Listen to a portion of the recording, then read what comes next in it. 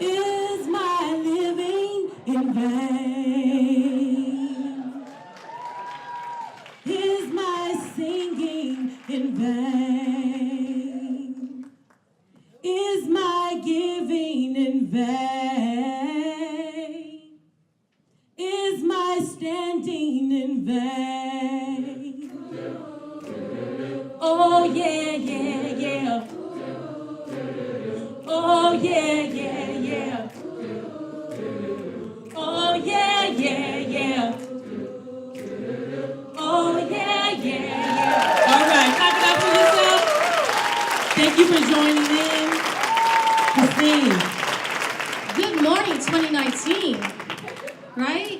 Thank you, Tassi, for grounding us in our bodies and our spirits, which often in our professional and work lives isn't invited in, right? So today, that kicks us off with saying we have to come here as our whole person today, right? And hopefully every day into what we're building. So welcome everybody to the Justice Funders State of the Movement event. While I can invite you to the event, I cannot invite you to this land.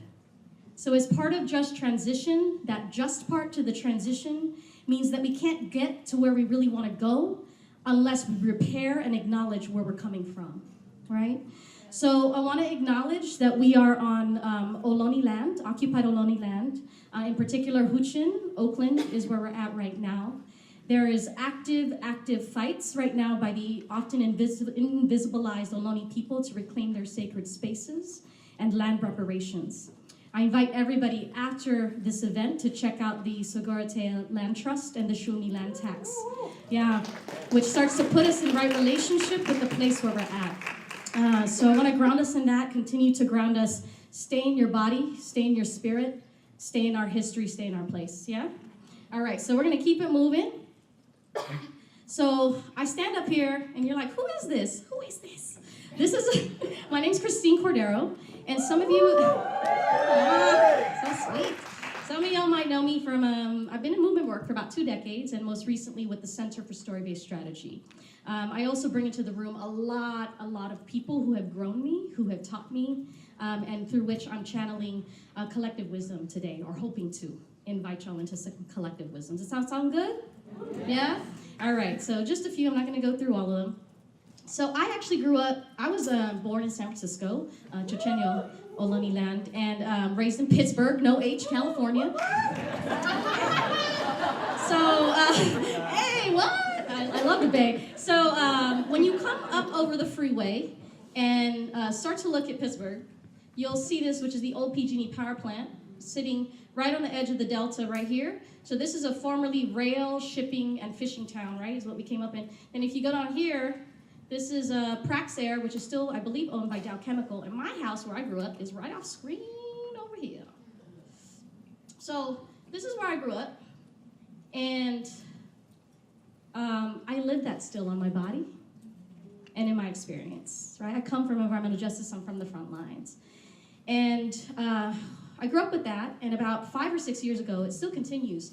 That PG&E plant is closed, but about, 5 years ago, Westpac, a company, said, you know, we want to put an oil depot there and put a bunch of crude oil that we're going to process at the refineries and ship in and out. As you can see, there is no buffer between those tanks and the community. And we fought it. That's my niece on the left, when she was 2. We fought it. It was the first time Pittsburgh had a march and a protest. And we won, right? Yes, that's a yay, right? So in the bottom right corner, that's George Monterey, that's Big George. I went to school with Little George, and I got to organize with parents of kids I'd gone to school with. And this is all unpaid work. This is just, my family's still there, and this is some shady stuff there. So George and Liana and a bunch of the campaigners, we were sitting in the room one day, and we knew we were about to win, right? We were like, Westpac is gonna go running, right? And then I was like, y'all, what do we want to put there instead? And I swear to God, dead silence.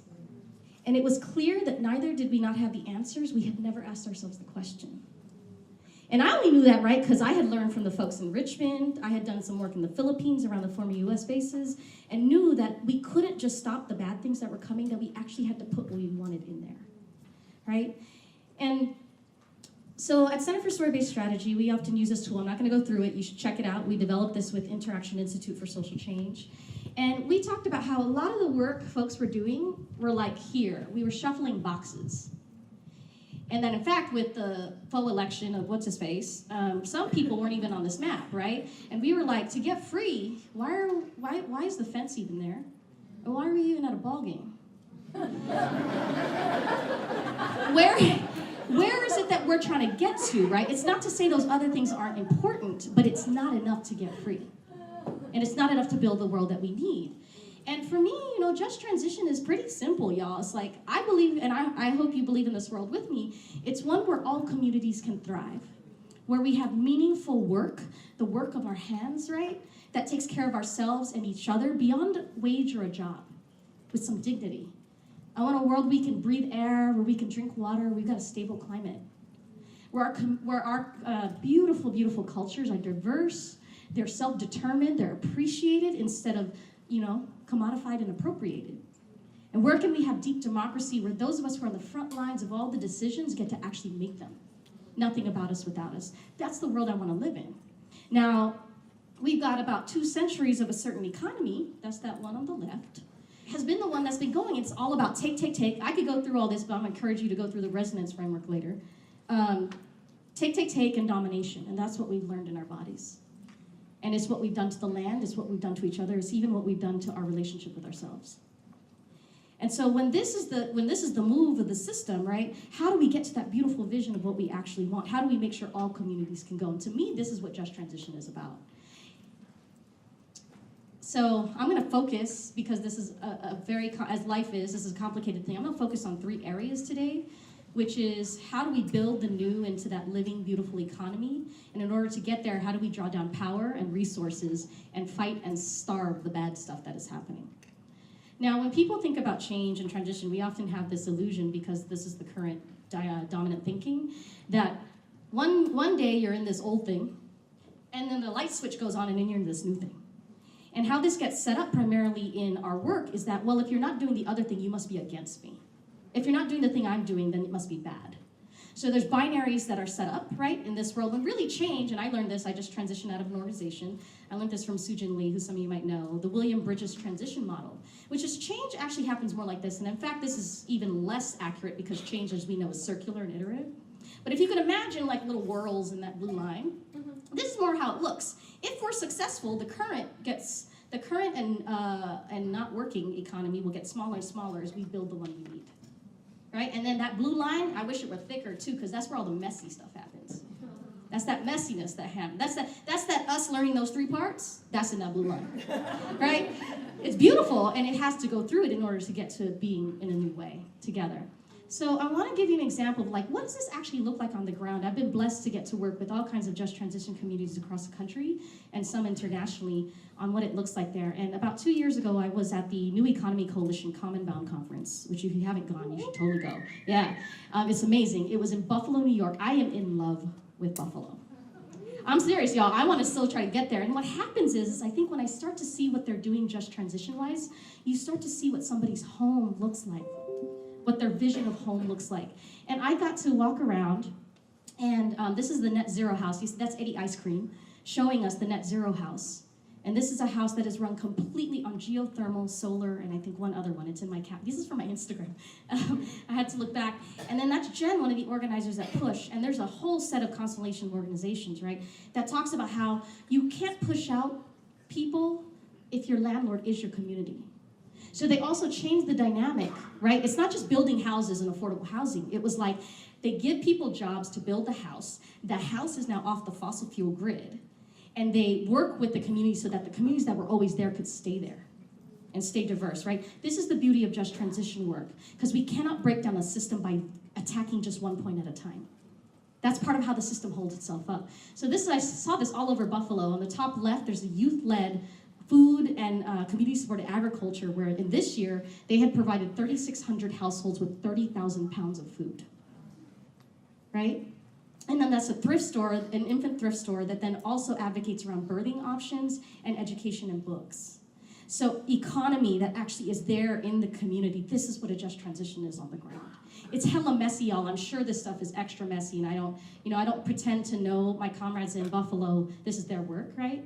But I'm just giving you a snapshot. And I thought this was incredible. So this was a small greenhouse water catchment system. The footprint couldn't have been more than maybe 40 feet by 30 feet. Caught upwards of 1,000 gallons. It was a closed ecosystem that used mosquitoes, larvae, and fish. It also made potting soil for that farm I showed you in the previous slide, and also does low-key oyster remediation of water.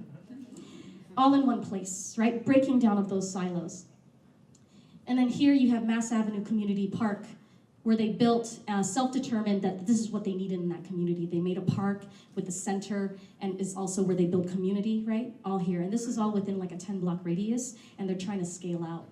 So this is the buffalo I fell in love with. This is the buffalo they're trying to build in the shell of the old. If folks know buffalo's like an old, I think it's steel. It's old industry, right? And they're trying to build up this beautiful, vibrant community within it. So this is East Buffalo. So what it looks like now, and that's not to say that stop the bad work or draw down money and power or build the new are more important than the other. But what I'm here to talk about is how Buffalo, when they orient around build the new, how it makes so much more possible in the other things. So they've got, so like I said, in the East, they've got, they're now advanced there, so they're developing community-controlled economic institutions. So they have community institutions, but they're like, how do we keep the capital and the finance here? How do we reinvest it into the community so that's fully community controlled? And then they're really trying to build in West Buffalo. One of my favorite things about just transition, it has to be appropriate to place. So Buffalo, we think about it as just one place, right? But if you talk about East and West Buffalo is more like the classic like melting pot or salad, right? Immigrants, super mixed. West Buffalo is traditionally Black African American.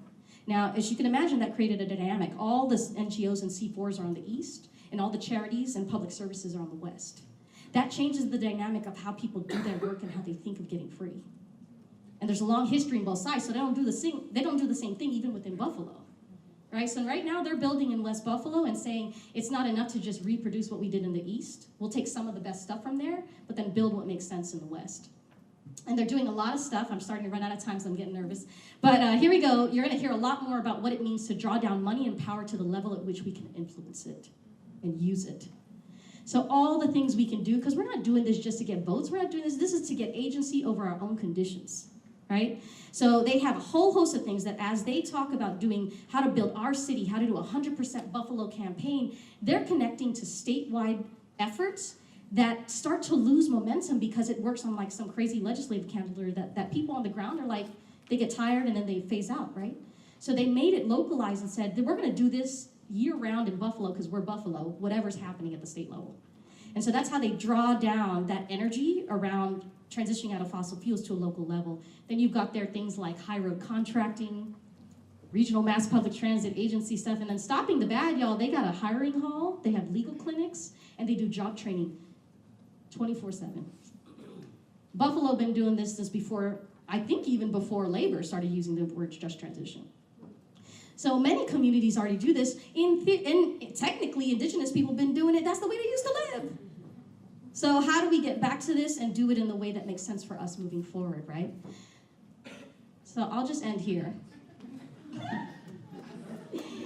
Yeah, change is hard, right? Change is hard, and some days you're not gonna be able to do it really quickly. And Buffalo, that's just one example of what we're talking about. Like right now, there are more and more communities who are saying you cannot make a single issue people, right? Audre Lorde said a long time ago, we are not single issue people. The most beautiful work that is happening is breaking down the silos. And second, we need mad investment into these experiments, and then we need space to learn and to fail and to scale. And that takes a whole different way of being, learning to sing, learning to make ourselves hella uncomfortable to spread our wings. Because there is a thing, and I'm not making this up, some of y'all have heard of imaginal cells. It's a real scientific concept. Within a caterpillar, there exist two sets of cells. There's one set that says you're a caterpillar. This is how to be a larva. This is how to eat stuff on the ground and get hella fat. And then we go into the cocoon, right? And what happens in there is that those cells actually start to break down, and it's a big soup. Right living next to those larval cells are things called imaginal cells. Scientists, I think, are poets when it comes to it. And what those are is there's a set of discs along the caterpillar. One disc says, hey, these are the wings we're supposed to have.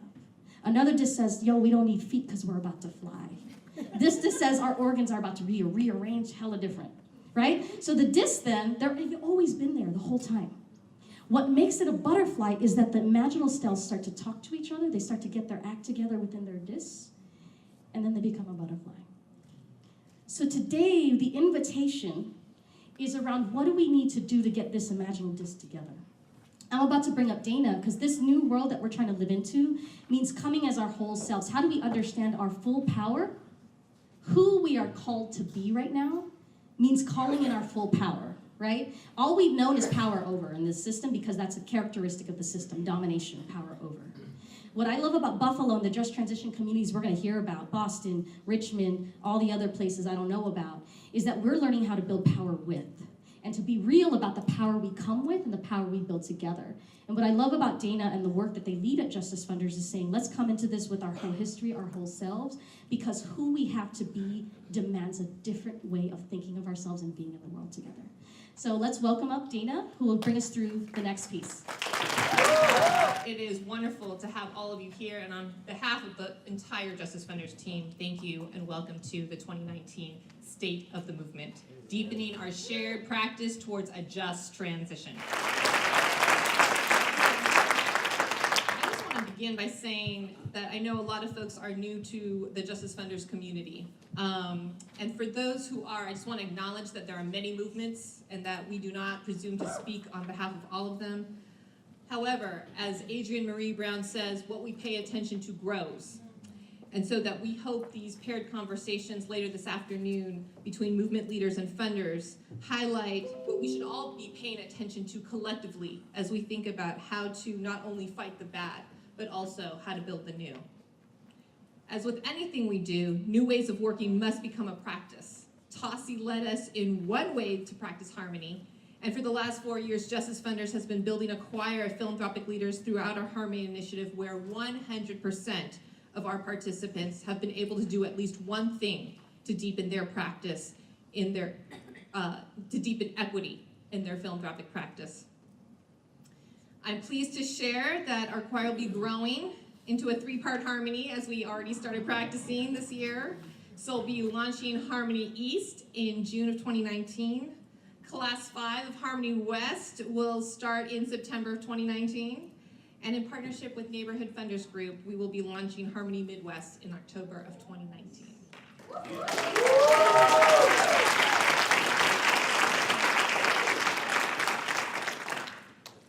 Even with geographic expansion of Harmony, we recognize that the shifts needed in grant-making practice are only one part of the transition philanthropy needs to undergo in order for there to be justice and liberation for our communities. What is necessary for philanthropy's transformation is to adopt a fundamentally different way of operating by redistributing all aspects of well-being. If I may be so bold to submit to all of you, democratizing power, shifting economic control to communities is the collective vision that what we must hold for each foundation's imaginal selves.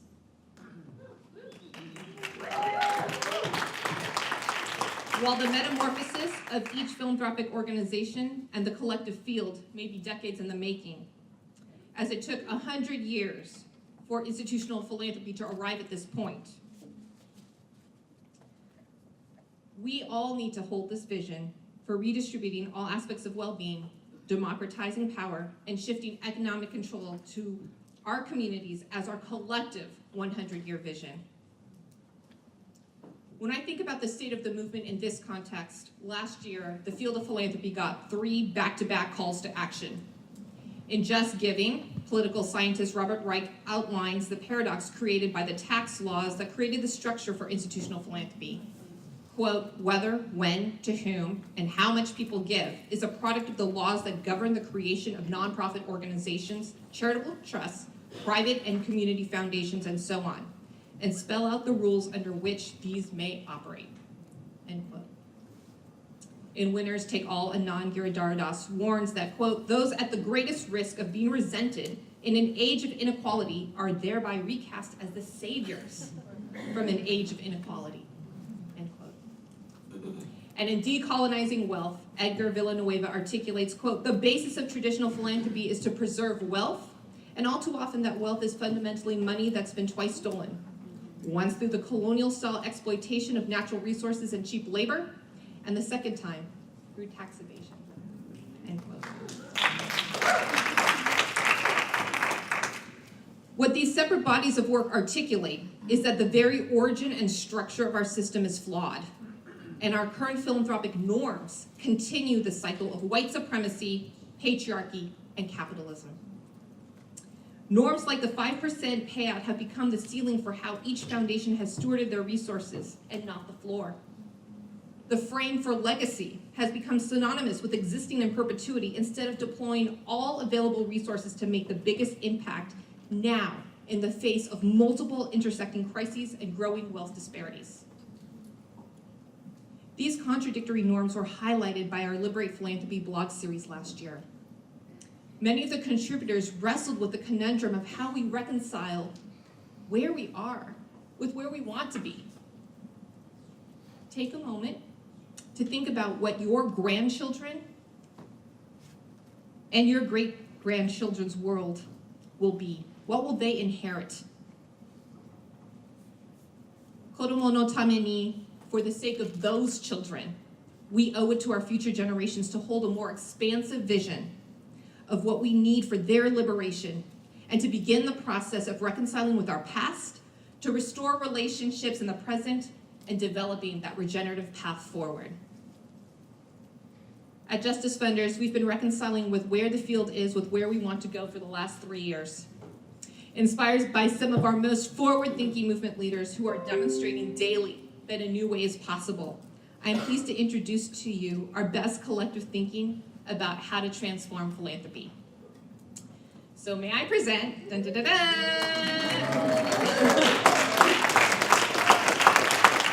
Resonance, which is a framework for philanthropic transformation, a guide to support you and your philanthropic organization in accelerating a just transition. For folks in person, you'll receive a copy at the conclusion of the program. For folks on the stream, check us out on Justice Funders /resonance. So what does philanthropic transformation look like? We're inviting each philanthropy to reduce its extractive practices and increase its regenerative practices. What do we mean by regeneration and extraction? Like other forms of wealth in the United States, philanthropic wealth can be directly traced back to industries that relied on the economic practices of extraction and exploitation, such as the theft of indigenous land, the genocide of indigenous people, the kidnapping and enslavement of millions of African people, the systemic undervaluing of women's work, and the destruction of natural systems and the web of life. Because philanthropic wealth comes from these historic and current extractive practices, we must recognize that grants alone, which merely represent approximately 5% of the foundation's financial assets, are insufficient to eradicate the harm that 95% of philanthropic assets being invested in market economies have caused. The current systems of domination and extraction are wreaking havoc on our social, economic, and ecological stability as their negative impacts accumulate at a global scale.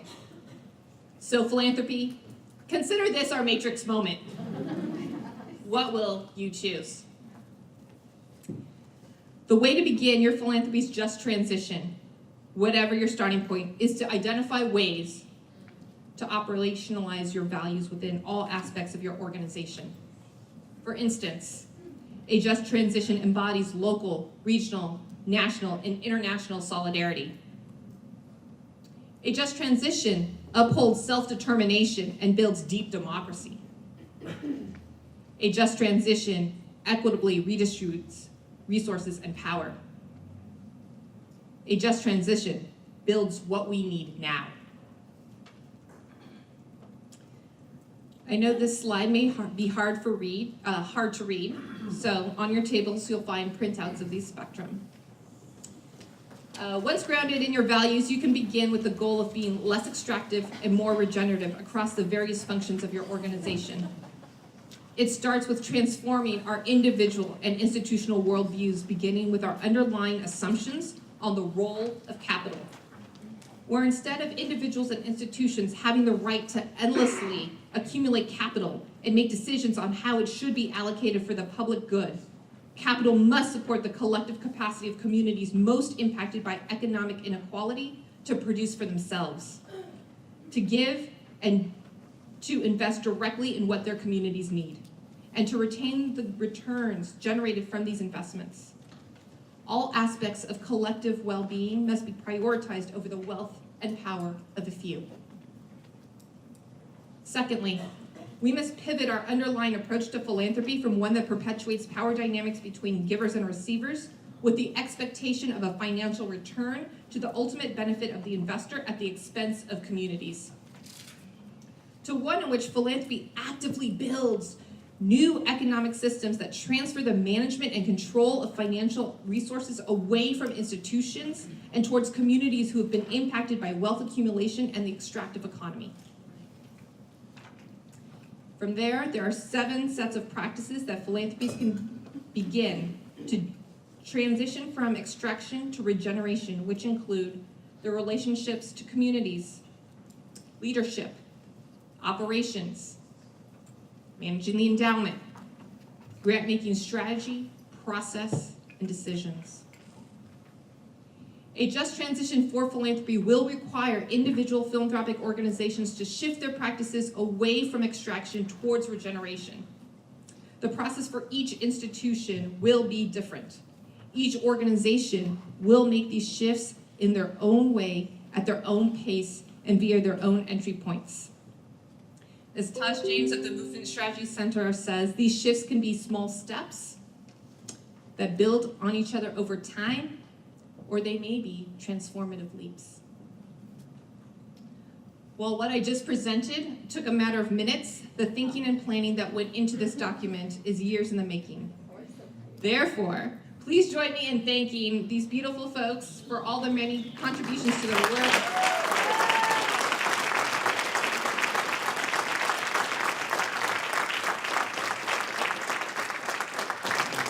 These are the folks who shared their stories, read many drafts, tried to write with us on the whiteboard, map things out on the floor, and quite frankly, whose brilliance we just tried to capture. At Justice Funders, the Resonance Framework will serve as the foundation for our new executive and trustee program called Maestra. I'm so pleased to have the wisdom and experience of Jennifer Neer, formerly of the Lieber Foundation and the Building Equity and Alignment for Impact Fund, or B, leading this on our behalf.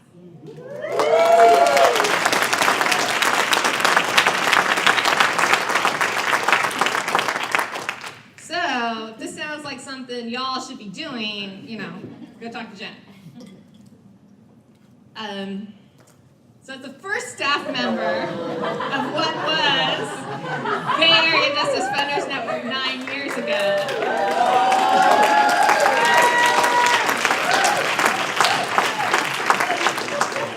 Many of y'all have been commenting on our recent growth. And in the spirit of learning and being accountable to multiple communities for which we're a part, I just want to stress that this growth has been centered around the question, what is the political formation that we need to build the world that we want? These are the folks that I know I want to be standing shoulder to shoulder, have at my back, and holding me accountable always. And so if I could just ask all our staff to stand.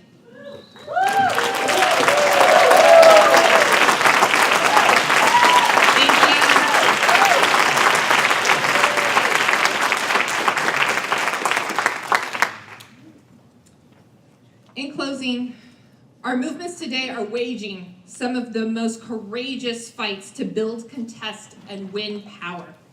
At the same time, we're witnessing communities around the country incubate, launch, and build alternative economies. When we consider the magnitude of natural and man-made disasters happening around us daily, we need all of our philanthropies to go all in on helping usher in the world we want and the world that we need. Each of your foundations has control over your own story. It will be your grandchildren who will look back and determine whether we perpetuated the status quo or gave birth to the new world. The narrative of the future has yet to be written, but it requires us to start now. So let's do it.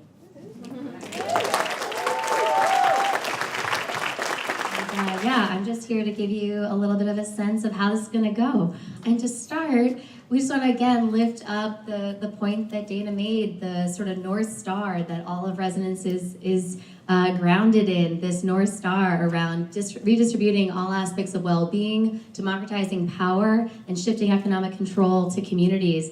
And this is also, want to give credit to our folks again at Movement Strategy Center and the Transitions Lab, and folks who have put this framing together. It's really helpful for us to have this long-term vision that we're building toward, our North Star, and how do we all think about ourselves across philanthropy and social movements aligning and moving collectively toward this vision. And one of the things we've done is we've just pulled out some themes. You know, there are many paths up these mountains and these challenges that we are all facing together. There are many ways that we all need to really live in and practice in order for us to get to that North Star. But we thought we'd just start by raising up some themes and strategies and bodies of work that we really think are gonna move us all there.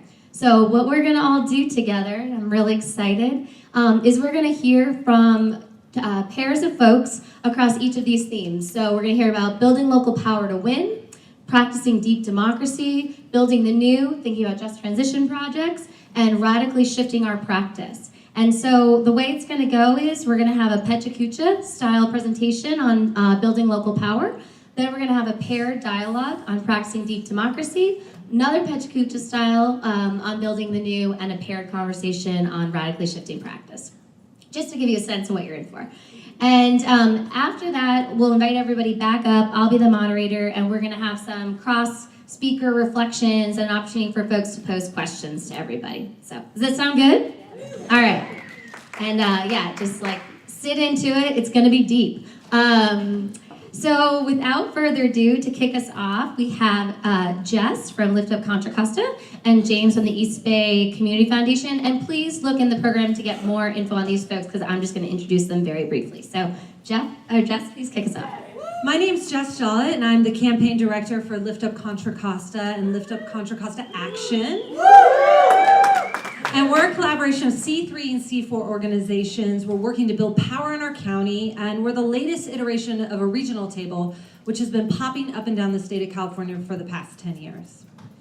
We have a vision of our county that includes workers with high-quality living wage jobs, families growing in their homes, thriving in healthy and safe communities, sharing in our expanding democracy.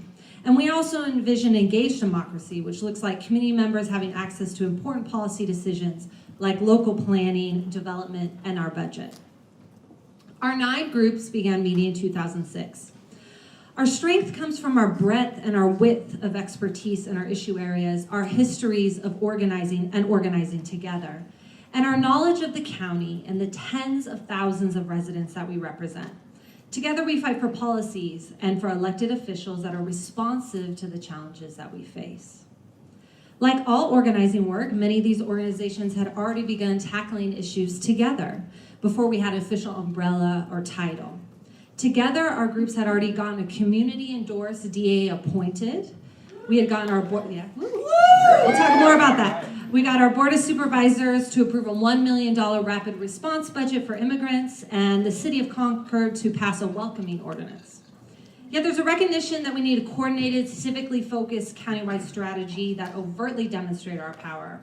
So our groups got committed to doing the hard work of building a countywide beloved community and to understanding our various models of change and our organizing tactics. Contra Costa is what I like to call the wild, wild purple neighbor to the Blue Bay. We are 1.1 million people spread out over 19 cities, and we have goals as a table in our distinct regions. We want to maintain the wins that have happened in the West with the great organizing in Richmond, amplify new organizing taking place in the central of our county, and just develop and deepen the East. The migration of our folks are headed our way. We've experienced 11% population growth in the past 10 years, 37% growth in people of color, and we're the only Bay Area county to have experienced an increase in African American population.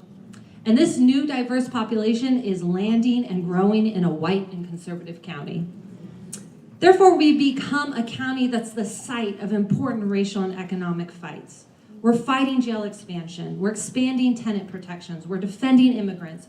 We're strengthening worker protections. And we're trying to ensure equitable development that delivers good jobs. So as a table, together we began to work on this model. Establish our shared and robust vision, strengthen and widen our base in our select cities, create a new and exciting voter outreach program, and communicate to not only our base, but to the powers that be that we're here and we're here to win. In 2018, as you all know, that was an election year, so we jumped ahead to that third bullet point, and we started doing civic engagement. In the June primary, we worked on DA Dinah Becton's campaign. Many of our C3 partners had organized to get her appointed, and it was time to secure that win through our C4 arm. We opened up an East County office in Pittsburgh, so a little shout out to Pittsburgh, which created the space for our established partners to engage in brand new places. We were able to use traditional models of campaigning, AKA hitting the doors and talking to people, to do something really creative and new, elect the first Black woman as DA in our county's history. First woman, first person of color, first. We found out that the turf in our target cities like Antioch, Pittsburgh, Bay Point was ripe. Collectively, we had over 20,000 conversations with folks across the county about the power of a DA, not only to be a prosecutor, but to be a protector of the most vulnerable among us.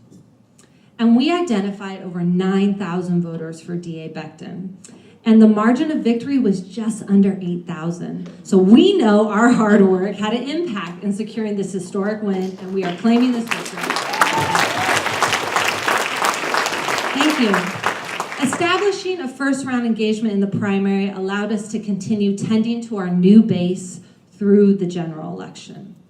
This past fall, our groups had over 30,000 conversations about the housing crisis, about potential ballot initiatives, statewide seats, and local races. And I want to give an example of a concrete win. Using our newly established office space in Pittsburgh, because space and place matters, our data, our new reputation, our Labor Council was able to run an all-Black slate for Pittsburgh City Council and win all 3 seats. Including electing Chanel Scales-Preston, who you see in the middle there, the longtime district director and beloved woman who worked in Congressman DeSaulnier's office. So post-election, we're trying to ask ourselves these hard and crucial questions. How do we go from outsider to governance? How do we create environments where newly elected folks can be brave and be bold? And what do we do with those who disappoint us? So this work is hard, and it is never ending. Right now, our district attorney is trying to do the right thing in many ways, and her own staff is literally revolting. We are working against a 168-year-old white supremacist patriarchal culture within our county in itself. And we're doing all of this work within the backdrop of not only very strapped organizations at our table, but the ever-expanding bedroom community, where folks are facing some of the most economically taxing seasons of their lives. This is a picture of the infamous Highway 4. Folks have a 2.5 to 3.5 hour commute one way each day to get to work and back. But as a group, we're learning to play vibrantly together, and we're learning how to aggregate our power. In 2019, we have some new goals. We're working on deeper alignment together as a coalition. We're tending to this new and growing base in places like Pittsburgh and Concord, and we're creating a homegrown leadership program in Central and East County to ensure we have even more Chanel Scales-Prestons. And we're really looking to all of you here in this room to give us support for the capacity and the abundance of time that we need to have the headspace to solve these problems. If you allow us to create the space, we can dig deep and do the work of building trust amongst each other and problem solving. And I can tell you we're excited about what it means to use all our tools in the toolbox to tackle these complex and pressing problems in Contra Costa. Thank you so much for your time. When I think of power, I think that it's the currency of our socio-economic marketplace, and access to it actually determines how people fare in life. But power, I think, is also financial capital, human capital, and actually where we are. And so the question for everybody is, how do we get power into the hands of those who need it most? And next, there's this issue that we have of a rising tide that lifts all boats. And for example, nationally, while U.S. productivity rose 72% from 1973 to 2014, worker pay rose only 9% during that same period. So the question again is, how can we shift power and mind into communities in ways to reverse this? And other examples of what happens. Here what we have is the ability of these things that really impact all of those who live here in the Bay Area, including us. In many ways, it is the inequities, the disparities in health, in housing, and other income and other things that affect all of us. And so that's what we have to look at. This is the mission, the new mission of the East Bay Community Foundation. And as many of you know, we cover Alameda and Contra Costa County. And it is a mission, we think, that will put us in the place where we examine all of the things that we've ever done as a community foundation, and we'll look to see what we need to change and how that change needs to occur. And the change that we envision is one that will lead us to an inclusive, fair, and just East Bay. But that will require an examination of everything that we've done as a community foundation, and that we not just be transactional, but that we be a foundation that is focused on how we can actually allow us all to be in a better place in terms of the work and the things that we do. And that change actually involves movements. And whether you're talking about the civil rights movement, the women's movement, the gay rights movement, and many others, it may seem revolutionary, but it actually isn't. And as Dr. King said, the arc of the moral universe is long, but it bends towards justice. And that is where we are trying to go. And this idea of social justice is one that we take very, very seriously. And our commitment is to deepen democracy through the notions of social movements that we will now support, and developing a culture that really leads us as an institution to support those movements as deeply and as long as we can. One of the things that Edna Villalobos says in his book, The Calling of the West, is about the 7 steps to healing, and listening is one of those. And we believe that that is the first place that we need to start as a community foundation. That we listen to our social movement partners, we listen to our grantees, and we listen to the community in terms of what we should be doing. This is some of the things that we have identified as what we need to do in terms of a just East Bay. What I would mention to you is that we have taken a very aggressive approach to engaging our donors in an educational process that we hope will lead them to a place where they understand the institutional issues that cause them to want to be charitable, and will join us in that effort. I couldn't do a slide without including one of my favorite quotes from Dr. King about philanthropy, and it's there for you. I know all of you have seen that one. And so I won't say much more about that than we are guilty as charged in terms of what he identified as what we should be doing. As a community foundation, we believe that advocacy actually moves us to the direction of civic engagement and voting.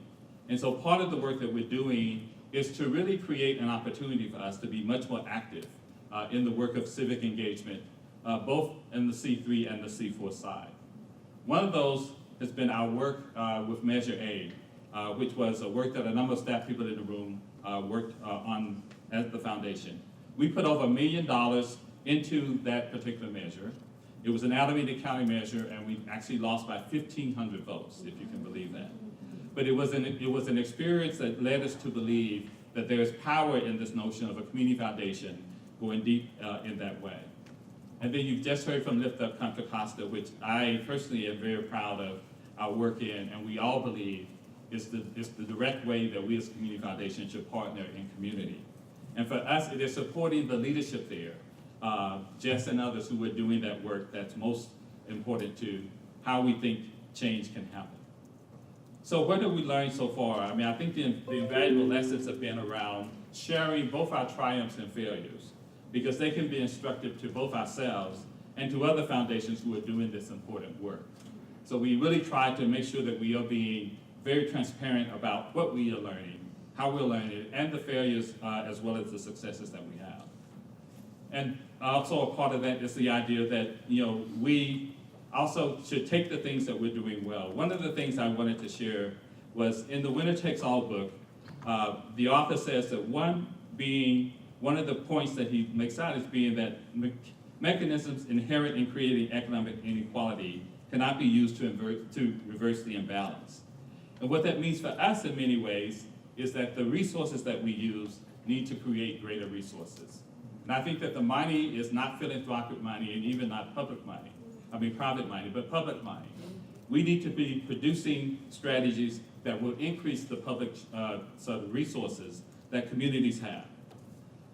The reimagining the way forward is one for us that really helps us to understand the transition that we need to be in as we do this work. And we think that that transition will allow us to go further than we've been ever as a community foundation. And we'll create models that we feel can be utilized by other community foundations around the country. Last is this idea of mind sharing. We have this notion that we want to be a philanthropic home, but in many ways, that philanthropy has to be one in which we are sharing what we do with others. As a community foundation, we want to be a model for not just for here in the region, but for other community foundations around the country. The last thing I'll say is, we think that this is hard work, but as flowers can grow out of concrete, we think that the work that we can do can be impactful and successful. So my final question to you is, will you join us in this exciting journey? So thank you. So we had this great meeting yesterday. It was a mix of our steering committee for Justice Funders, our staff, and some key partners. And we were talking all along these lines of governance and power. And we were talking about what does it look like to build power? What does it look like to contest for power? And what does it look like to govern when we have power? And a lot of the themes were similar to the things that Jess and James were teasing out around, like, how do we govern when we actually hold positions of power? What do we do when we have control of resources? How do we govern them in democratic practices?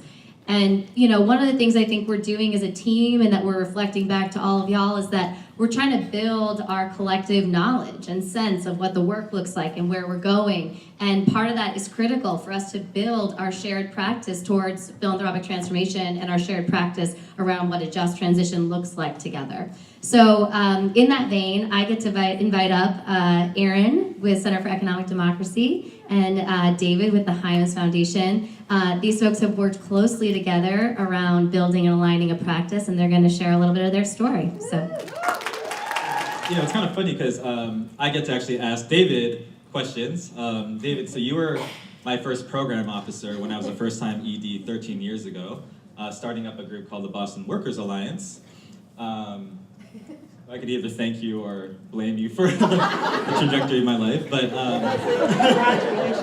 congratulations and condolences. Sorry, right. But so we've actually tracked along, I think, in a pretty interesting way, and it's exciting for me to get to share kind of the development of our work, particularly from your position at the Hymas Foundation, which in Boston is the largest and most, I would argue, most significant organizing funder in our community. And so when I was at Boston Workers Alliance, we were organizing under and unemployed workers and people who were coming out of prison.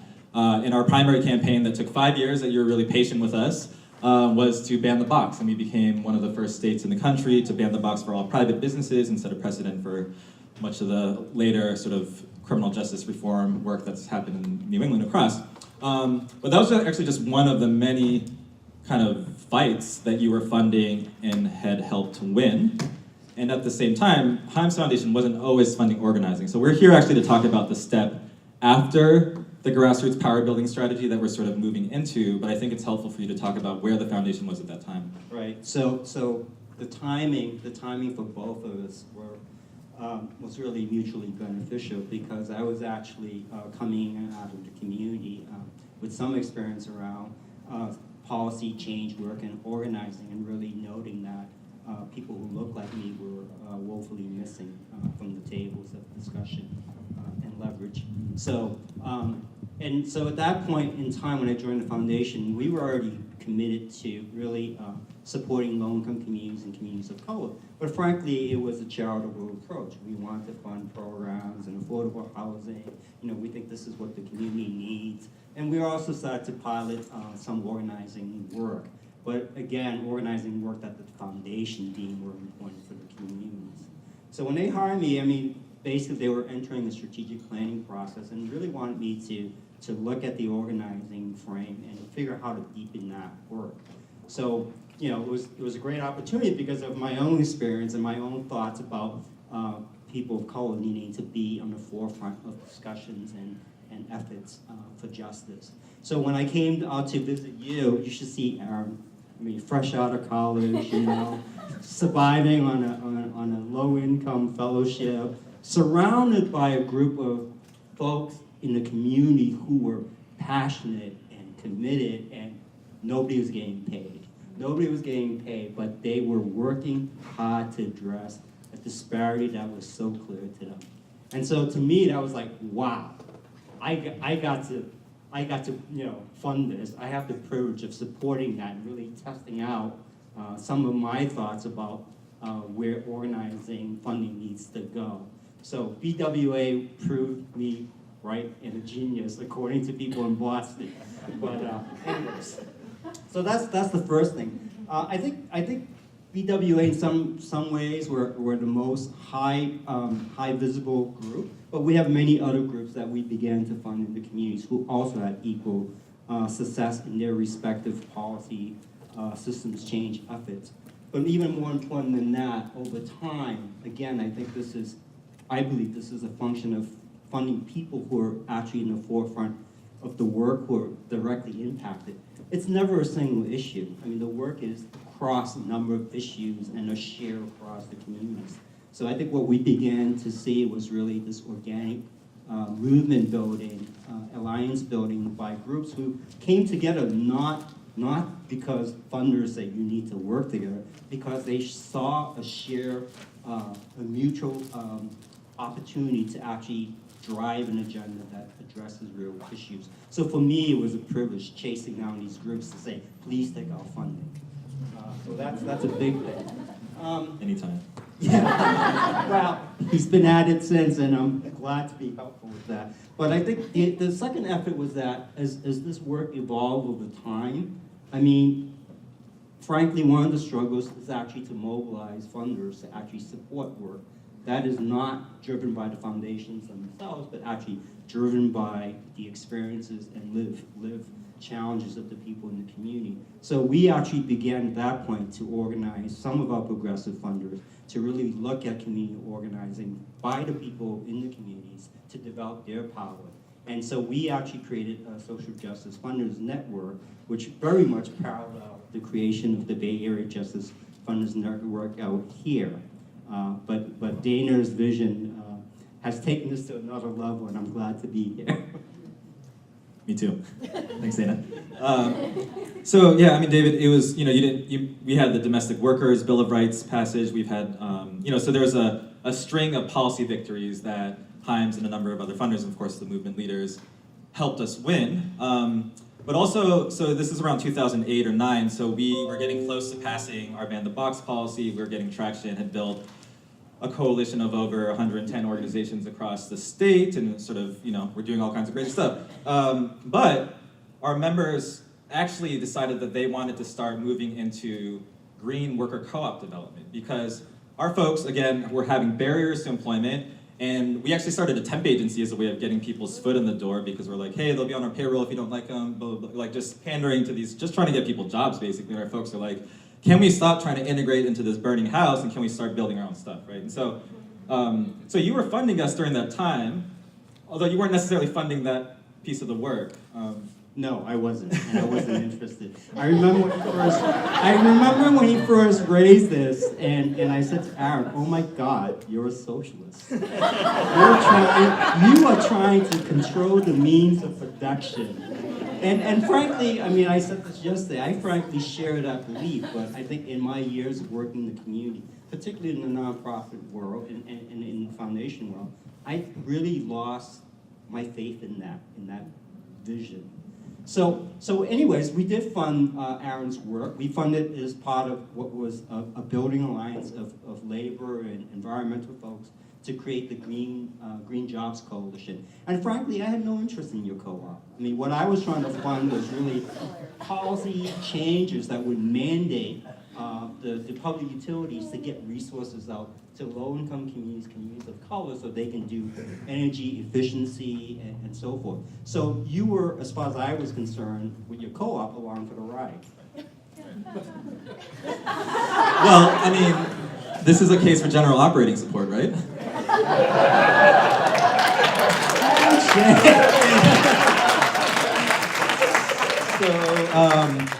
So I mean, I remember, you know, we're trying to do this thing, and we have like 6 people. Well, in our first co-op, we were collecting vegetable oil from local restaurants. And some people have heard me tell this story, but like that first truck that we bought for $5,000 off of Craigslist with our general operating funds, that people, what is this line? That truck broke down in the middle of a residential neighborhood, and we had a vegetable oil spill. And so, you know, I mean, I think it's fair that you weren't that excited about it at the time. But, you know, ultimately, now we're like 5 years later. So like around that time, we actually had folded that vegetable oil business. It folded itself.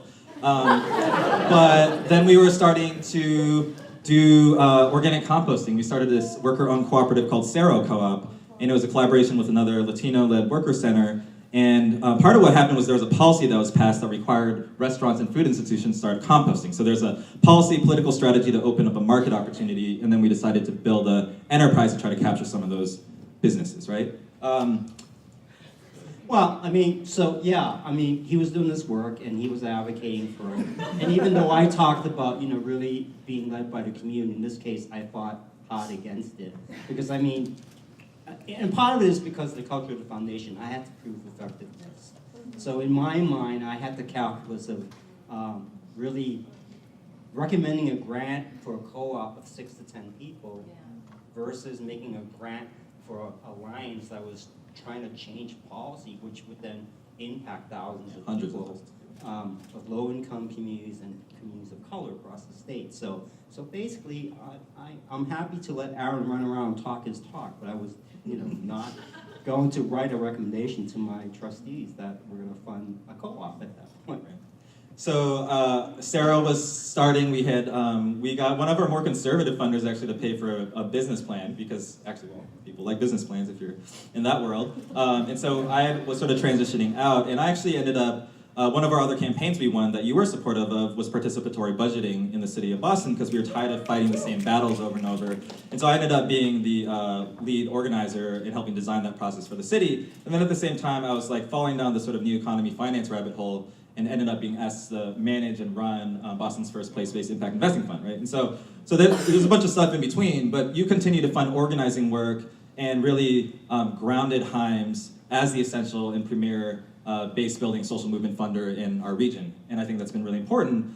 But what's been interesting is just last year, we've kind of come all the way around, and not only did you support Center for Economic Democracy, my organization, but also gave a grant to Commonwealth Kitchen, which is supporting 50 mostly women of color owned small businesses, and also invested or made a grant to the Boston Ujima Project, which is one of our projects, which is the first democratically governed investment fund in the country, right? And so you went from only wanting to do policy work, and now are sort of more than dipping your toes in the new economy space. And so can you talk about what that process was? Yeah, so initially, no, I was not interested in that.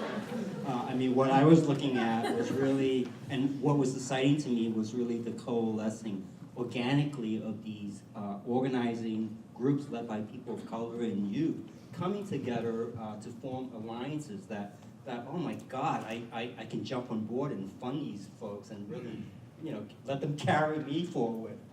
So I mean, that's basically what I really focus a lot on. But at the same time, I mean, what you might have remembered is I did take advantage of your training series that went on for 3 years to learn about these various new economy models, land trust, cooperative housing, cooperative. Cooperative. There are co-ops everywhere, more than I even realized existed. So I participated in that for 3 years, attending these different things, and it did open up my eyes. And I think part of it too is what really shifted it was that I mean, I was there long enough to see a bunch of victories, and to see, I mean, as I said, 3 minimum wage campaigns successfully fought. But there came a moment when we looked, yeah, we won this minimum wage, and yet, you know, the economic disparities, particularly along racial lines, were widening in the city and across the country. So yeah, we won these battles, but we were losing the war.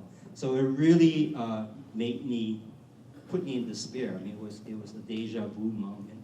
We're gonna fight this battle again in 2 to 3 years. And that's actually that's when I began to really consider what you were offering. And anyways, so I think the shift was even more pronounced when I saw what happened the last 2 years, right? Frankly, the opposition had a longer-term vision, a longer-term strategy that brought us, for better or for worse, and I would say worse, to this point in time.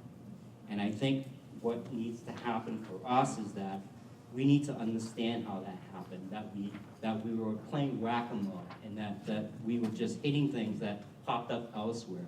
What we need to do is sort of reimagine or support and learn from community groups who are working on creating practices that are iterating a reality that is different from what we're experiencing. And that's why we shifted our thinking about supporting the new economy work. I want to ask just one more quick question, if that's all right. So, I mean, David, like, you started moving grants in this space, and like, I mean, we've also had conversations, just to be clear, that we don't think like we're gonna just work or co-op our way out of capitalism, right? Like, the theory is that, and MG has a great phrase, that the hands learn what the hearts do. So for us, the theory is that you get people in the practice of economic self-governance and cooperation, and then we start to ask, like, well, why can't we do this with public dollars? Why can't we have workers on the board like they do in Germany with German co-determination laws, right? It allows us to sort of expand, again, the imaginal cells for what the future ought to be, but also proves models as we are building the power to scale and institutionalize them. And part of the challenge is that building these models require a different kind of capital, right? So we can't just grant, fund, co-ops or land trusts only. And so the last thing I just want to ask is, like, Himes is now that you've sort of stepped into the just transition funding side, you're now interrogating the endowment.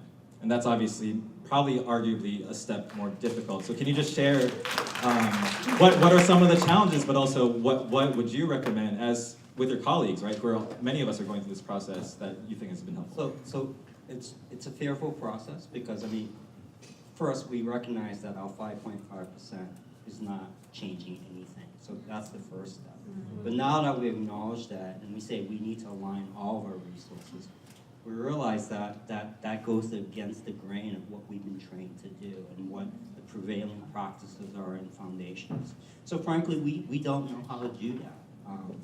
And that's why I think, you know, we are engaged in sourcing some of the community work to actually learn off your back and your hard work, right? And the other thing we're trying to do is to reach out to other funders who have gone ahead of us. I mean, and one people who are actually here today to present from the SWIFT Foundation. So it's really important to acknowledge that there's work that's more ahead and that we can learn from. And thirdly, I think we need to really be part of larger movements and networks like Bay Area Justice Funders, like Valley, like NFG, where, you know, we have a chance to gather and actually, you know, map out where we have been that hasn't worked, look at where we might go, and actually resource the work and the exploration that will push us ahead towards the boundaries of what can be done. And I think, you know, in that sense, it's really vital that we are part of this network, because I think only then can we get to the point of maybe crossing the boundary towards, you know, that vision that Dr. King talked about of the promised land.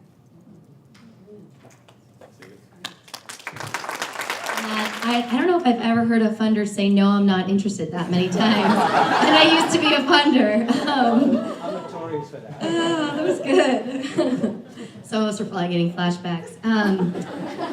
So yeah, thank you both very much. So yeah, just some really interesting themes around economic democracy, cooperative development, rooting power building and control of resources, deepen communities of color. Just really, really great stuff to lift up.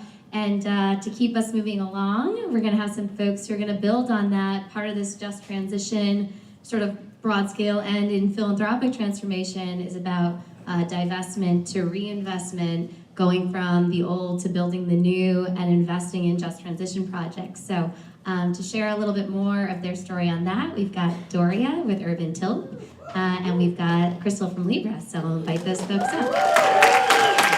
I love that Erin said the line from Movement Generation about what the hands do, the heart learns, because that's how Urban Tilth came into this room and into this space, with our hands in the soil. Kind of unexpected activists, unexpected organizers. So on the outside, we're a 14-year-old urban agriculture organization that runs school and community gardens in Richmond. We're completely run by Richmond residents, now 31 year-round. We run 7 different school and community gardens, 2 farms, a CSA with 200 families that we feed twice a week now, and we're dreaming of a grocery store.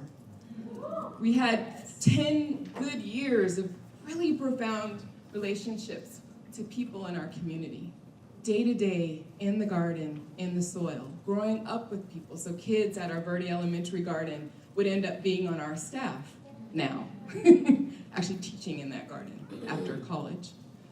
We worked with over 400 youth directly, 100 hours each summer for over 10 years, over 14 years now. Just going so deep with them, learning about them in ways that don't stop at the end of the summer. They keep coming. They keep coming to our winter program.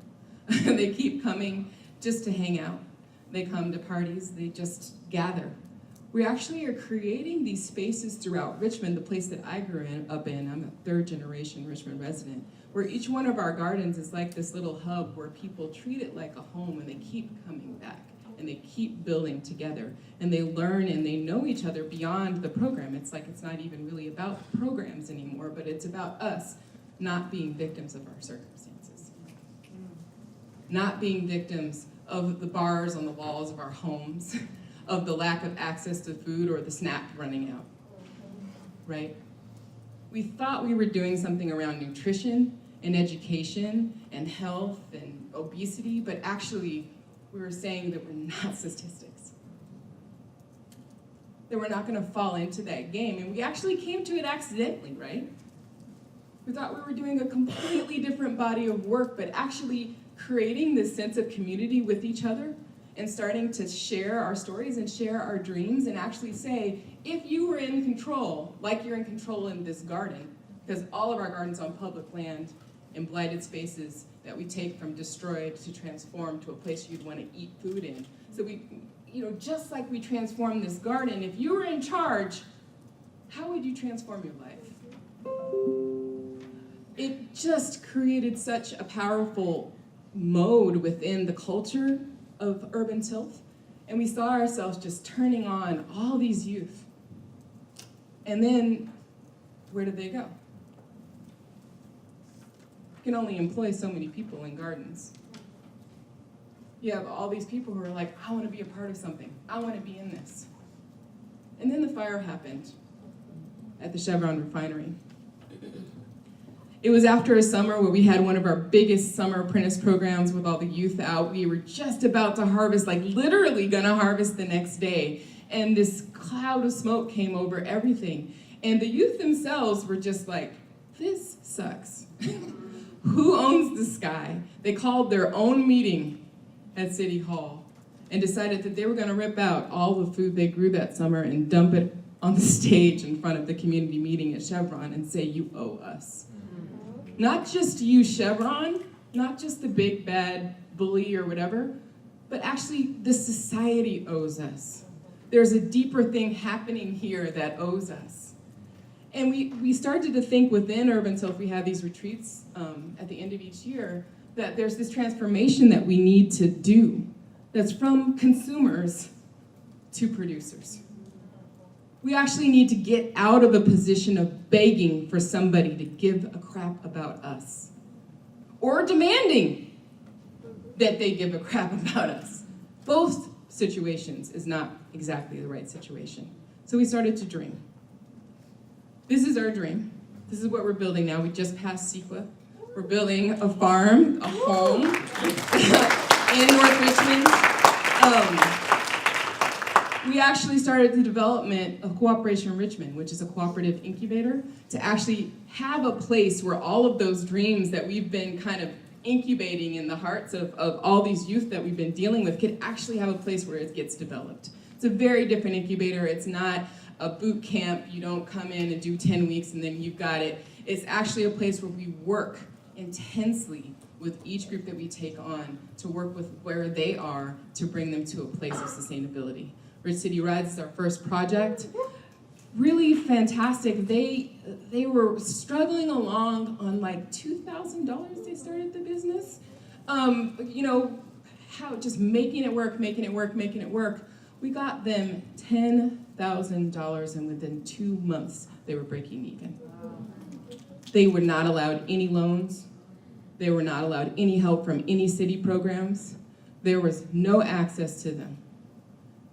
We have a lot of other ideas. We have 3 other projects on deck at Cooperation Richmond. Really understand that cooperatives are a powerful place that we can go. And that what we really need to do is not just create the things within the economy that we need, like grocery stores and whatnot, but we need to think forward and train people forward so that we're addressing the extractive economy and not just replicating with new people at the helm. And so what we're really trying to dream into now is how do we engage people within our organizing and the programs and the other institutions that we're a part of to think about, well, how do we meet our needs? How do we shorten supply chains? What does the new economy look like besides just, people need to eat, people need to get around? That's the one thing that I really wanted to make sure I got across here today. There are not enough people building the new. And there is not enough knowledge, especially within impacted communities, not enough knowledge on how to do it. I was asked to talk about what we really need to build the new, and I say we need capital. We need non-extractive capital so that we can actually scale these things to a point where they actually make impact. And with that capital, we need philanthropic resources so that we can actually do the training, do the popular education, and do the other things so that people who are most impacted, who have been extracted from all of these years, from all of these different ways, can lead, because they will.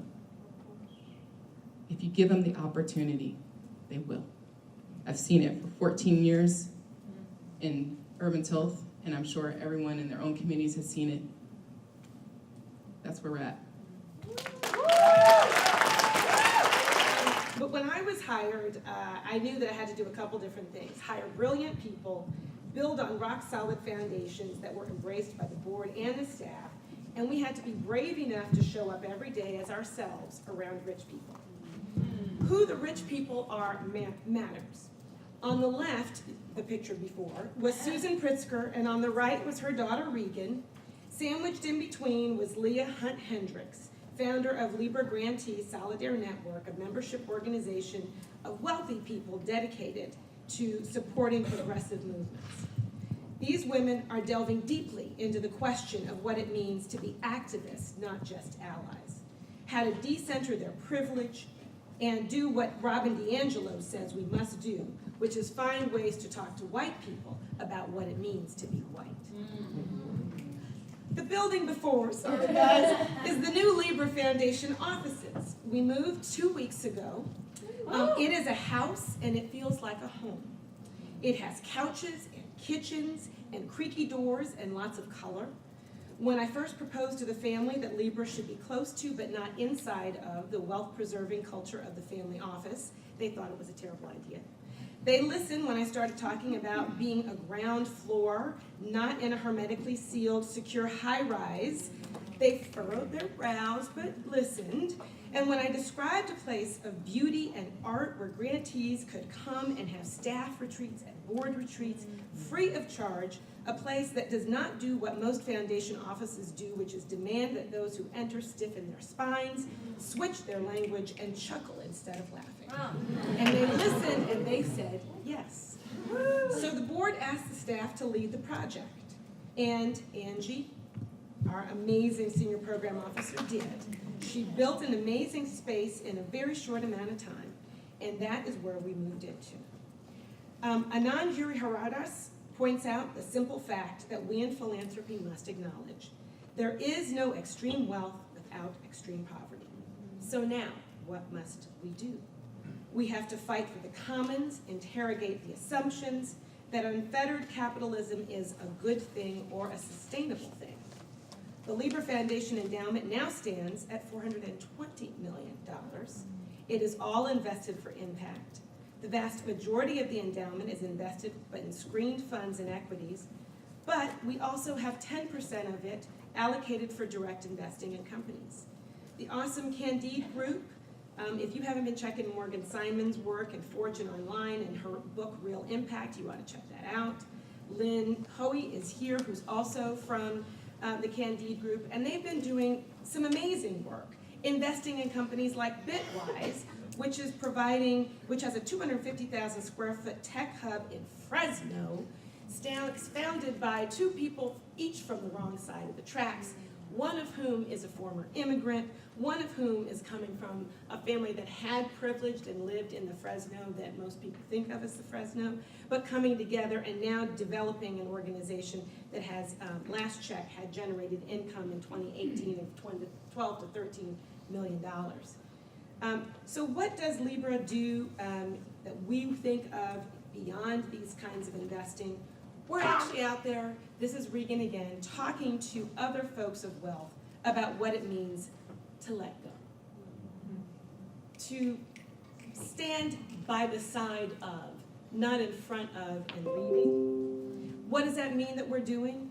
More larger general operating support grants, multi-year grants, we are doing application-free grants. We're meeting and calling with our grantees instead of asking for endless interim reports. And we're combining our final reports with our new applications and just saying, let's just talk about what is happening in your communities and what you're doing.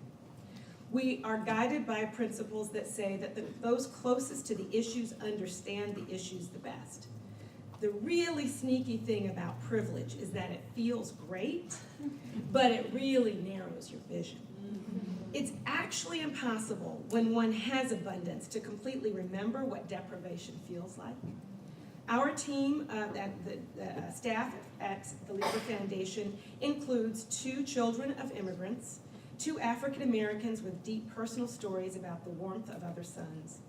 Yet even those of us who grew up low income but now work in privileged philanthropy can't claim to see those issues entirely from the perspectives of those impacted now, which is why we have to fund those folks to do this work. We partner with other funders like Open Philanthropy and came to this collaborative, an amazing group being organized by the Ahimsa Collective called Life Comes From It. This is a group of some of the country's most thoughtful restorative justice practitioners who designed an open call for grants to do restorative justice work nationally. They received over 100 applications and have funded 25 different organizations. Because we know in our work in criminal justice, it's not enough to simply pass legislation for shorter prison sentences, but it has to be about reimagining a society where putting people in cages isn't our response to wrongdoing. We fund organizations like Southerners on New Ground that just celebrated its 25th year organizing LGBTQ issues in the South, y'all. That's amazing work because they said we are not afraid to talk to our kinfolk about what is happening in our communities. And guess what? People are listening and people are joining. We actually fund organizations like Gina Clayton and the Essie Justice Project. Gina and I met over a coffee and immediately fell in love. The work that they are doing is incredible. I remember funding nonprofit organizations working with women who had family members who were incarcerated. And one of the main questions we would ask is, well, how do you get people into your program? So I asked Gina, how do you get people into your program? She said, we don't really have to get people into it. It's not really a program. People who are in prison nominate their loved ones to be in this program. And Gina calls those women up and reads them the letter that their loved one wrote, describing what an amazing warrior they are and how they're holding it together for their family. And they are building powerful women who are not just the voices of the impacted, but are creating policy change. I wanted to just go back for a second to Reverend Barber, who is here. I just buried my father a year and a half ago, and I found amongst he was a civil rights activist, I found an old flyer for the March on Washington, which was the March on Washington for Jobs. And I'm reminded of what Reverend Barber is doing with launching the Poor People's Campaign, which is a national call for moral revival. It's uniting tens of thousands of people across the country to challenge the evils of systemic racism, poverty, the war economy, ecological devastation, and the nation's distorted morality. Policy from the people. The next slide shows Desmond and Sheena Mead, two people who, I come from Florida. I consider myself to have been a bit of a refugee from Florida. Sheena and Desmond, he's a former felon who said, we don't think it's right that people who have served their time can no longer vote in the state of Florida. And every single criminal justice reform public policy organization told him he was crazy. Said, you can't do that. Do you know, this is an election year. You can't do it this year because you're going to mess it all up. And he said, watch me. And so they passed Article 4. And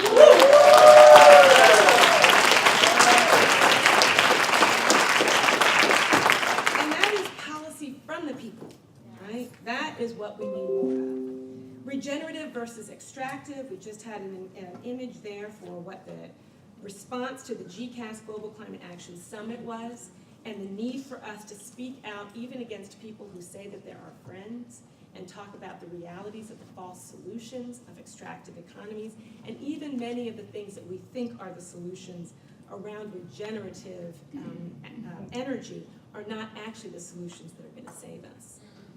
We need to be reclaiming human rights, organizations like Mihenti that we are funding that are making the hidden truths seen. We didn't start just putting people in cages at the border a few months ago. We have to begin to reclaim our history. The foundation supported Brian Stevenson's Equal Justice Initiative's work in Montgomery, Alabama. They have done something in talking about our history that nobody has really been able to talk about before and has been able to do. And that is to say to America that we have a history in which we are building on the hard work of the slaves, and we've never acknowledged it. That we have built on terrorism, and that has created wealth, and we've never acknowledged it. That final picture is of Urban Till. And I remember coming out there for the long drive out to Richmond, and I'd been to Richmond many times. I'd never been to a garden in Richmond. I'd never been to land that had a vision and a heart in it about what we were building for the future. Some of the first work I did as a foundation executive was to work with putting gardens in women's prisons. And talking to those women about what it meant to put their fingers in the soil was transformative for me. And so it is an amazing privilege to be able to support organizations like that that are building the future that we need to live. And I just want to end with one last thing. I mentioned Brian Stevenson's work, and it was very personal for me. I went to the opening, I was lucky enough to get to go to that, and I took my then 12-year-old son. And we were refugees of lynching. My family, I grew up, I was supposed to be born in St. Augustine, Florida. The KKK firebombed our house, and we left with nothing much and had to go restart our lives elsewhere. And I remember when my son looked at me as we were walking through all of those amazing columns that list the names of the people who had died at the hands of lynching. And he said, that was almost Grandpa. And I said, that's exactly right. So I leave you with the words of Frederick Douglass. If there is no struggle, there is no progress. Those who profess to favor freedom and yet depreciate agitation are men who want crops without plowing up the ground. They want rain without thunder and lightning. They want the ocean without the awful roar of its many waters. This struggle may be a moral one, or it may be a physical one, or it may be both moral and physical, but it must be a struggle. Power concedes nothing without a demand. It never did, and it never will. And our job in philanthropy is to fund the struggle. Thank you. I don't know about y'all, but I'm feeling pretty saturated, feeling like we're in this, we're moving along. We've got one more set of speakers, and then we're going to get a little more interactive and have Q&A. Just some things that were really coming up as Doria and Crystal were sharing, just these deep connections to acknowledging and repairing past harms as part of the critical process of a just transition, as well as how connected and integrated our personal transformation and our institutional transformation and our deep sort of personal work and embody of our practice is connected to all this. So just really appreciate y'all naming that. And I think that's a great segue into our next set of speakers and our paired conversation about radical shifts in practice and how we begin to govern resources in new ways. So I'm going to invite up Nina from Thousand Currents and Buen Vivir Fund. I know there's a local fan club for sure. And Sonia Swift from the Swift Foundation. We are talking about radical shifts and investment practice, and I have the distinct honor of having worked with Swift Foundation in a number of different ways, and have just found that they've really made some important changes to the way it manages investments, the way it thinks about its assets. And I'm curious, you, Sonia, with you being the next generation, being a new mama, future ancestor, how do you think about managing assets and that legacy? Oh, yeah. It's definitely changed having a son. Yeah, I'll say that much. It's just probably deepened my commitment to being an activist in philanthropy and decolonizing philanthropy. But thank you, Nina, and thank you, everyone. It's really meaningful being here, and it's very resonant in a deep way. And I'm very touched, actually. I'm feeling touched. I also think it might be helpful to share perhaps some of our journey as a foundation and the structural decisions we've made to live up to what are my deeper commitments, I guess, in this work. And so I'll try to run through some of that.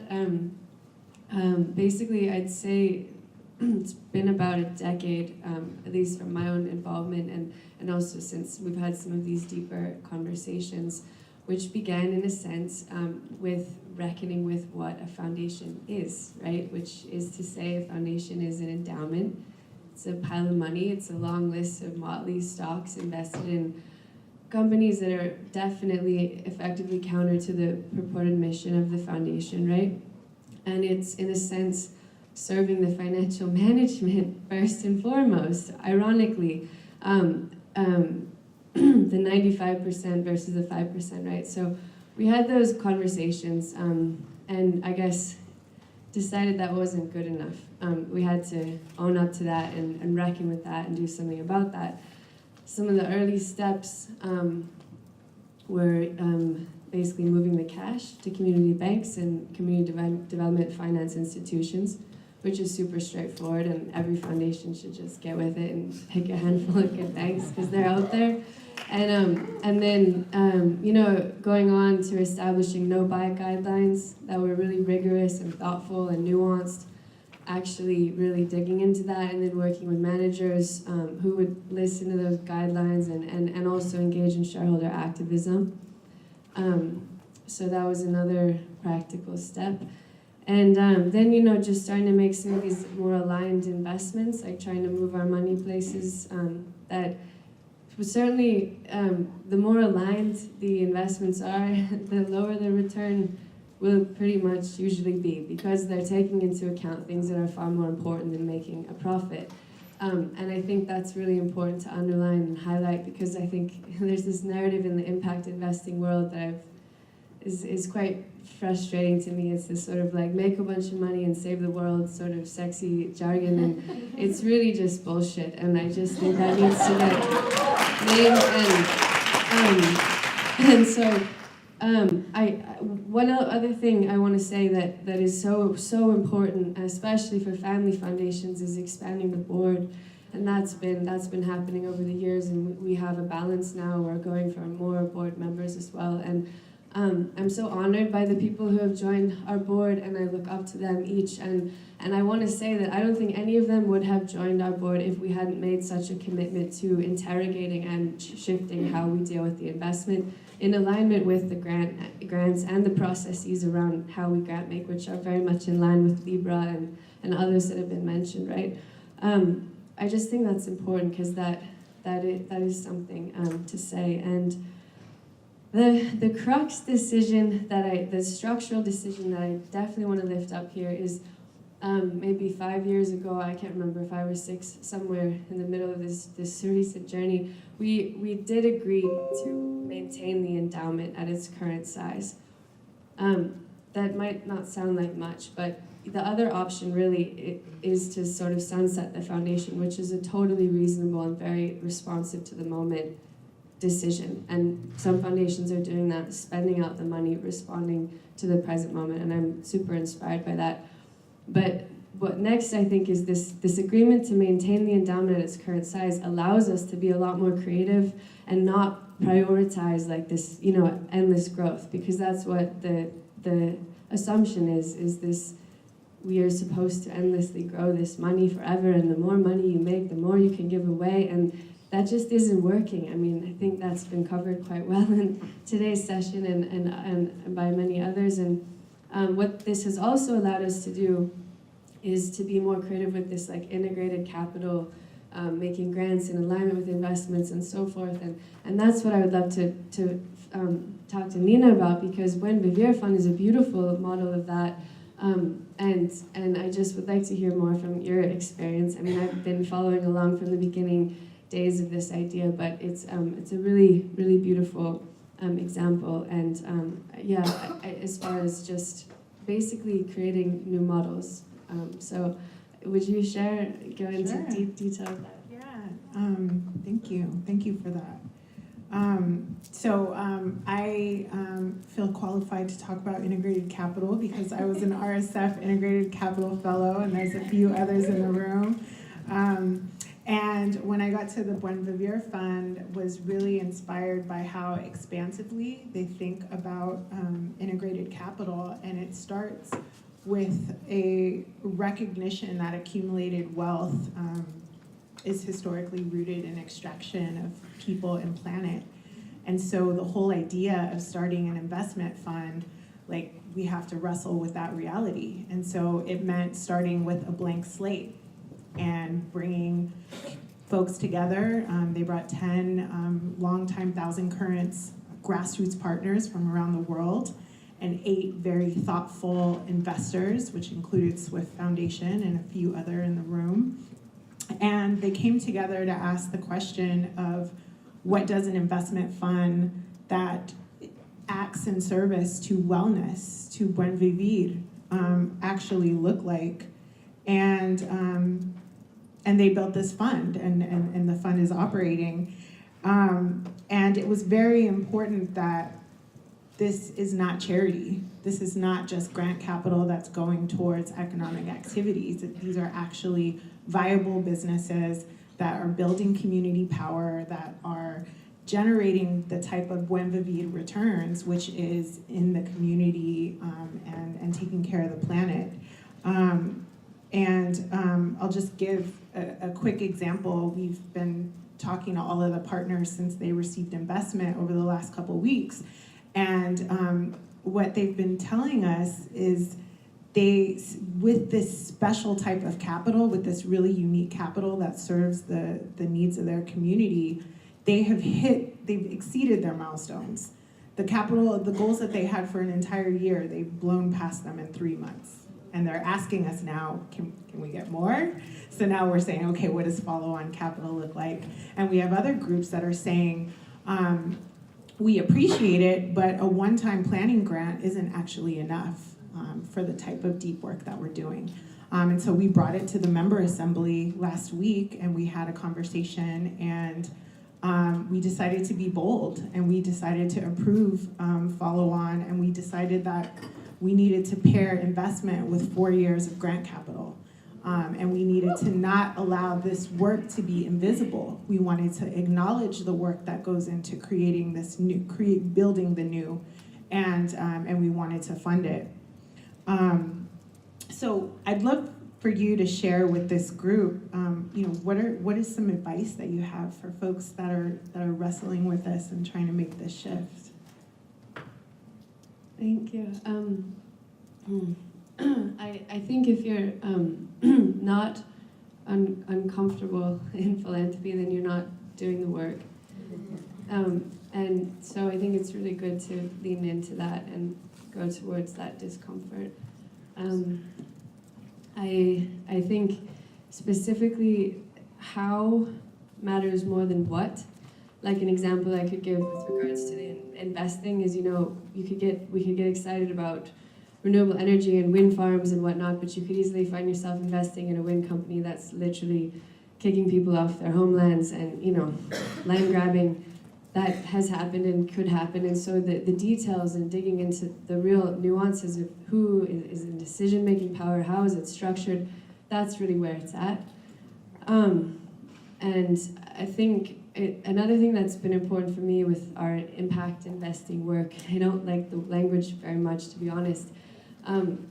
We haven't tried to quantify a percentage of how much of the endowment is in this way or that, because it's really such a spectrum of sort of deeper meaning to things that are, less extractive but better than, to, pretty extractive along that line. And so we're just trying to transform as we can and not take a bunch of credit for being all perfectly aligned, because that's just, I don't know, given the extractive economy, it feels better to just be a little bit more specific and not overdo that. I think we really need to decentralize the economy, obviously, and I guess I'll just land on if you're working in philanthropy, again, it's really a responsibility to face with the endowment. I mean, we need to all do that work. It's like if you're working in philanthropy for justice, that needs to happen. But I want to hear what Nina would advise as well, and then we'll close it up there. But because, what would you offer our folks in the room? Well, it's kind of funny for us to be talking about what advice we have because we're so early on. We're only first year in. I'm only a few months in as a fellow. But that said, the definition of buen vivir is, this cosmic definition of wellness that is not simply an outcome, but it's actually a process, and it's actually a way of being. And so all the day-to-day things matter, from the way that we hold our meetings, from the way that we write our documents, from the ways that we insert joy. We started off with a dance party at our investment committee. All of these things are really important, and we're seeing the impact. We're seeing financial investors saying that they're going back to their offices and changing their process. And I think we've heard so many powerful stories, and I think it's really a time to be brave and to take the time to make sure that the folks at the table, the folks that are building the new, are being reflected. And it will take more time, and it will be messy, and it might feel inefficient, but it's actually necessary to decenter capital and really center relationships and people, because that's all we have, right? At the end of the day.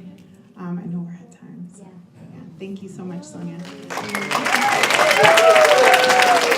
Back back up, and we are going to have a quick panel. We've only got about 20 minutes, and there are going to be people walking around with microphones, so please just raise your hand. We'll probably get to do 2 rounds, I think, and we'll probably take like 3 questions at a time, and then we'll ask the panelists to respond. Just one quick thing, because it came up also in the last discussion. There's a great tool on your table. It's called the People Solutions. It really speaks to the point that Sonia and Nina were talking about. It's really about the how, not the what, and who's in the positions of power and decision making around real solutions. And just want to give credit to the fact that that emerged from some work around the Global Climate Action Summit, if I can say it, and many movement partners. So we've just taken some of that great work and applied it to a tool for philanthropy. So definitely want to give credit to those folks. All right, any folks out in the audience want to pose a question to our great speakers? I see one over there. Hi everyone, I'm Kalia Miller, and I feel a little bit of this identity thing happening because I work for AWID now, but my career has been in, the Association for Women's Rights and Development, which is a global feminist movement supporting organization. But my career started at Global Fund for Women. I'm part of the Global Fund Mafia. I see a few of you. And I remember at Global Fund, one of the founders kept saying, our goal is to put ourselves out of business. And that's what I see at the very end stage of this just transition for philanthropy. And I have 2 questions that I would pose to this panel and to all of us in this work, which is, first, these are the good funders. They're the ones funding, thinking about these questions. But as much as I can tell, this is less than 2% of philanthropy. So what are we doing to bring others in the field of philanthropy along for the ride? Knowing especially that funders are able to have conversations that movements wish they could have, but often don't have access to. So that's the first. And the second is that I'm sure some of you saw from the World Economic Forum this hoopla that the author of Utopia for Realists stirred up when he said, we need to stop talking about philanthropy and start talking about taxes. And I keep thinking about that in a day where we're talking about philanthropy, which is a question that I love. But when are we going to start talking about taxes? And what does that mean for, again, how we can reach this end point of putting ourselves, or yourselves, not me anymore, yourselves, excuse me, out of business? Thanks. My name's Tracy. What are the barriers that you see around funder education, donor education, or legacy education? So I was planning to maybe direct things to folks, but actually, why don't we just let folks respond? I think if you have something to say. So who wants to kick us off? Well, let me go with the taxes question, because I think that before I would actually go to the taxes issue, my question would be, how do we actually have the communities that we serve capture the governmental entities that have the public resources?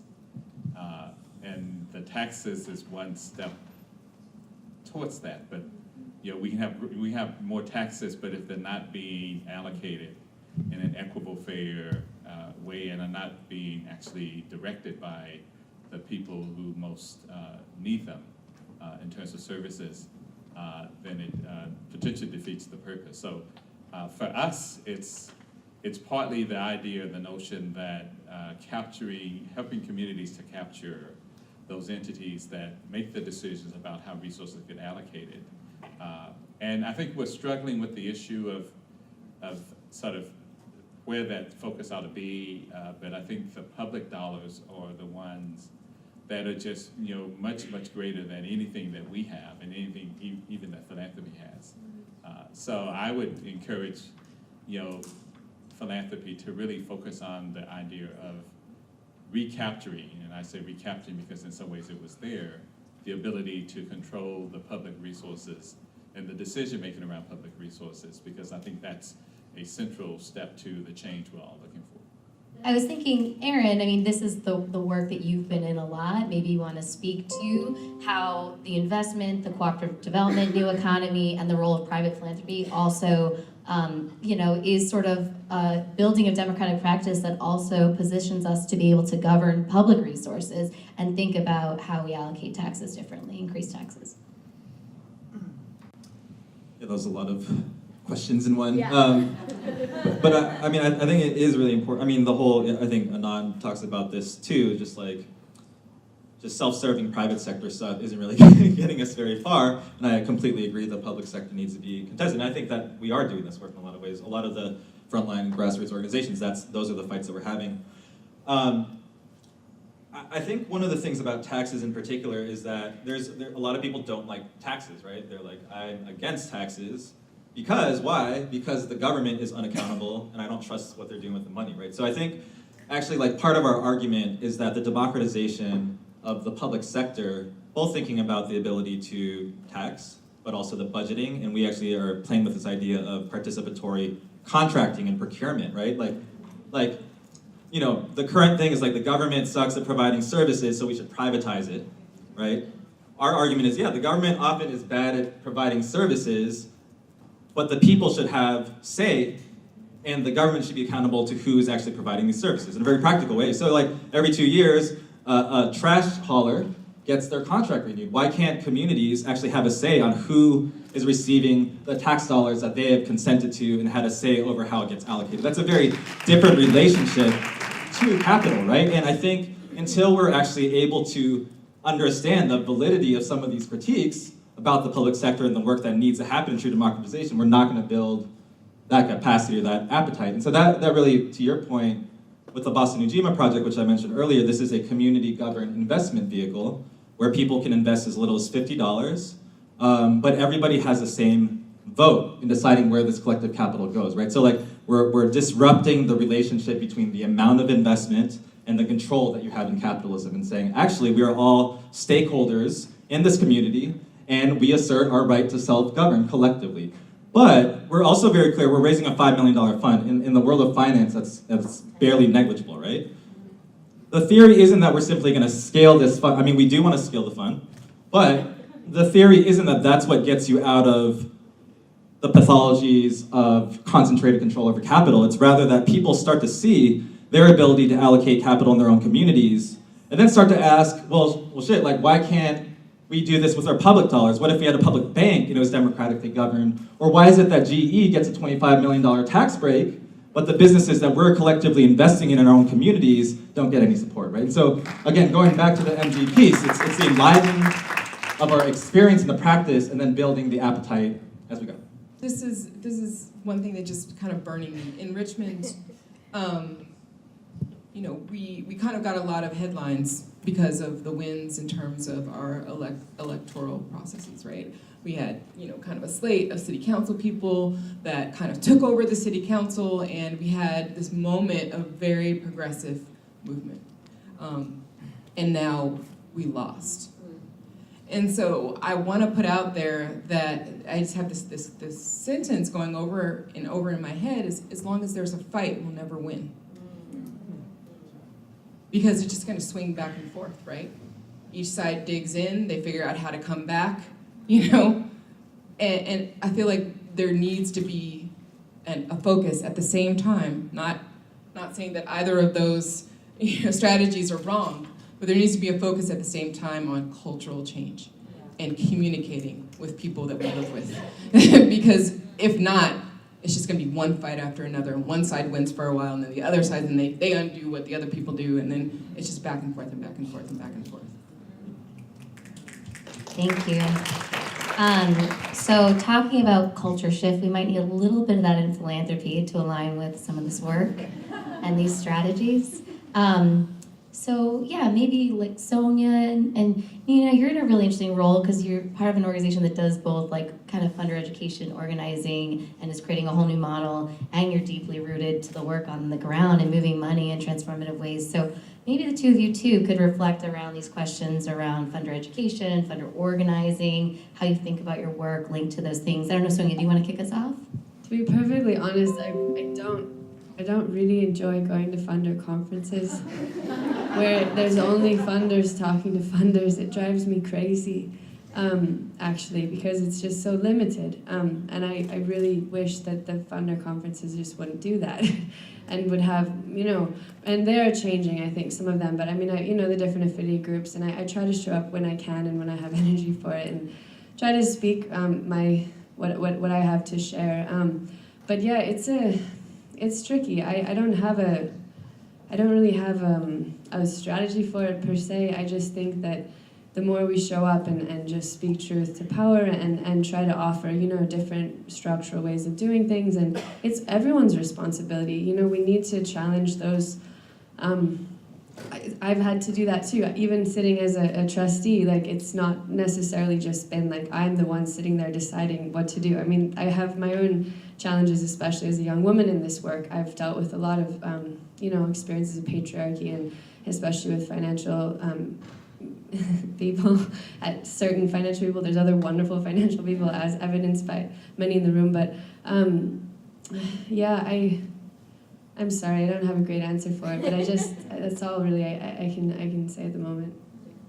I always think it's interesting that we talk about needing to move the people outside of us, when the people here probably still have a lot of work to do to deepen their practice. So how do we do those things simultaneously, right? Because we need to bring more people in, but we're all learning how to actually execute philanthropic transformation. If anyone has solved that, please let me know. Do you want to say anything, or did you want to say anything, or? No, go ahead. My experience joining Thousand Currents has been that it is so much more than moving resources. It's actually about shifting practice, and that legacy and that spirit has really translated into the Buen Vivir Fund. And so everything that we are doing in terms of our policies, our documents, our structure, we're making open and available to the space. We want people to learn from it. And we're very clear that this is an experiment. And this is really about transformation and meeting people where they're at. Not from the head place, but actually going deep and building deep relationships. So just talked about making the hidden truths obvious and speaking them out loud. We all know that there is absolutely no correlation between extreme wealth and happiness. And yet, people who have wealth are kind of taught that somehow or another they've got to hold on to it as if it's doing something really great in their lives. And so I think part of the organizing is more and more people, as I said, I'm lucky to work with an amazing family and amazing board members who are just kind of speaking that truth out to other folks and really talking about that and saying, and we want to be people who are actually doing grant making that is joyful. Right? So I want to see what they're doing over there. And that is another way of organizing, I think donors, because there's just a lot of unhappiness out there in the world of wealth. And we need to just actually acknowledge that and talk about it. And there is unbelievable joy and privilege in being able to give those resources away and support people who are doing amazing work. And we just have to keep talking about that. Thank you. Any final questions? We probably only have time for one more. I see two. Okay, let's just take them. Each person can do one. I want to ask our panelists who haven't spoken yet to please speak. Hello, my name is Daisy Francor. I'm a proud Indigenous Haudenosaunee woman working in philanthropy, one of just a very handful in this field. And thank you. There was a study put out that 0.1% of philanthropic dollars goes to Indigenous communities. And to maybe kind of put that study to test, can people raise their hand in here who actively fund Indigenous communities in your foundation? That's great. And I think the Bay Area is a really great hub for that, unlike other parts. But what I want to ask the panel, but particularly Sonia, because you are, to me, a really great leader in supporting Indigenous grant makers, Indigenous philanthropy.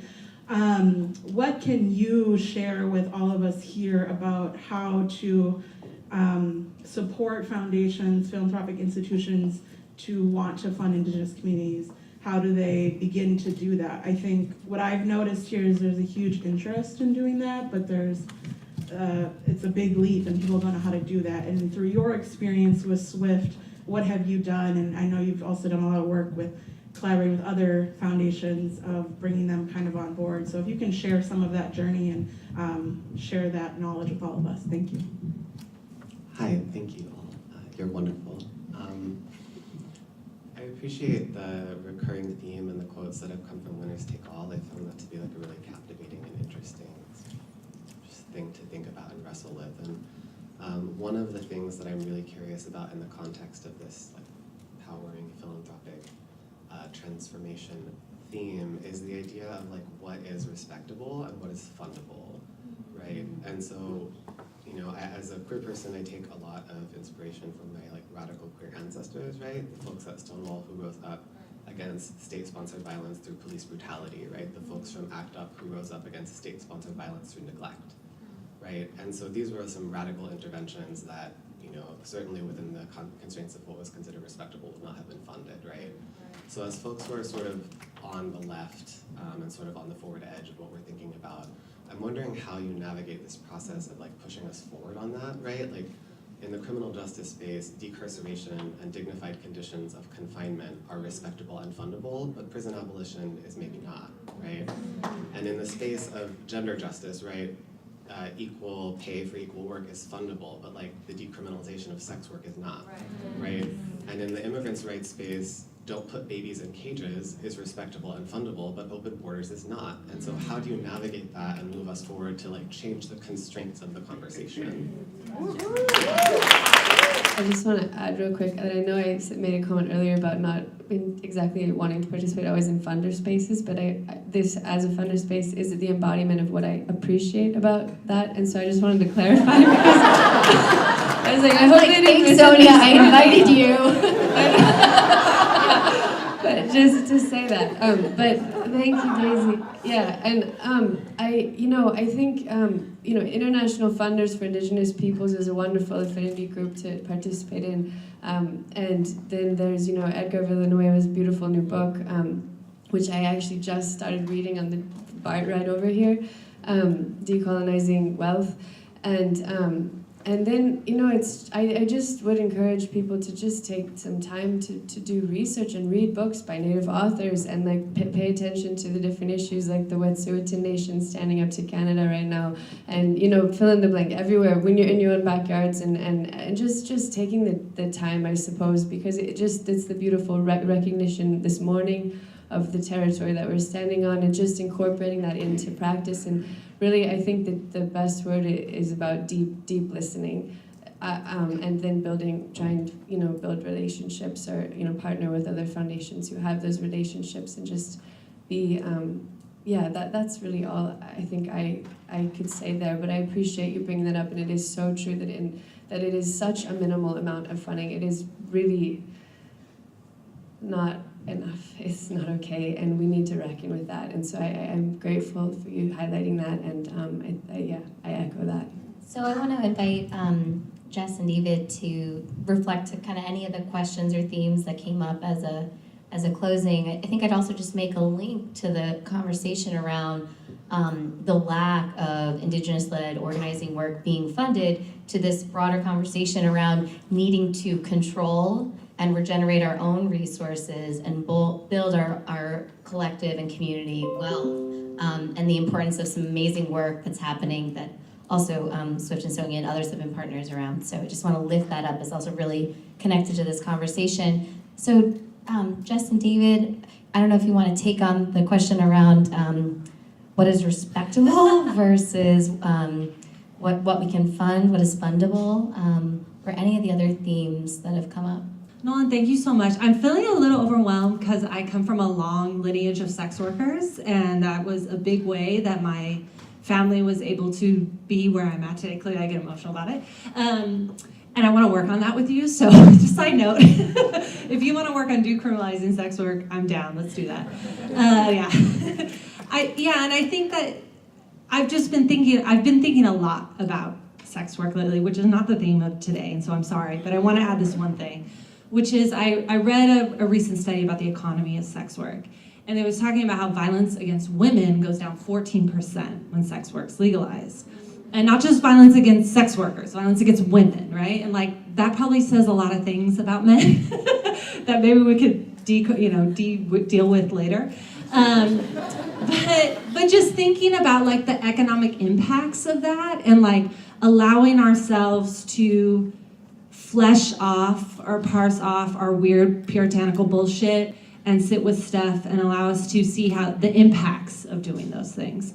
And so for me, and also coming from a place that had shame about the work that my family did, right? We had shame about that. I don't think I realized my grandmother was a prostitute until I was like in my 30s. And I was like, oh, she was a prostitute. It like shocked me, So anyway, I was just really moved by that. And I'm just trying to be authentic to the space, sorry. But I think there's something that we need to do around that, around parsing off some of this shit and saying, okay, what are the other impacts of that? We're not just gonna like let sex work be okay because that's the right liberal thing to do, but like what are the real good implications of, and what are the limiting ways that we're looking at stuff that could kind of expand and benefit all of us? So sorry, I got a little emotional, I was a little rambling, but thank you.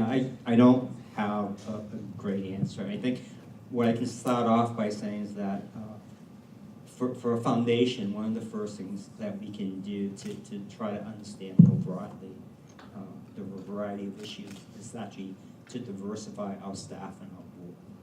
And I can tell you that in terms of our foundation, we have been more open to listening and taking chances as we progressively become more diverse. I mean, at this point, our staff, our board of predominantly people of color, our staff more than half people of color, and I won't get into all the other differences, but I think what it does is it allows us to actually be able to consider more. But even then, we have our biases that we come to this work with, and that's why it's important as part of our practice that we don't sit in our office and just read proposals, that we actually attend events, attend marches, and really listen to people and actually invite people to push back on us. And that's the only way that we can come close to being just. I know a couple other people already called them into this space, but there's a quote that some folks from the Movement Generation Collective say. They say, we can't go somewhere we haven't first traveled in our minds. And I'm just really sitting with the question that you posed too. I mean, I think, one of the things that we're trying to do in all of our work, the shared work of the folks up here, and specifically in Justice Funders with the resonance framework and with Maestra, is really go to like what is needed, not what is politically possible in our sector, like literally what is needed. People don't want to hear that they need to redistribute all their capital and redistribute land and directly challenge their class status and their wealth. But I think if we can't name that that is actually what's needed to get there, then how can we even really start? So I just want to thank everyone. I'm feeling really humbled and just a huge sense of gratitude. And I guess I'll just call another group into this space. Some folks at the New Economy Coalition always say another world is possible. And when we have conversations like this, I believe another world is already on its way here. And so I just think all these folks are really a testament to that. But can we just give them all a round of applause?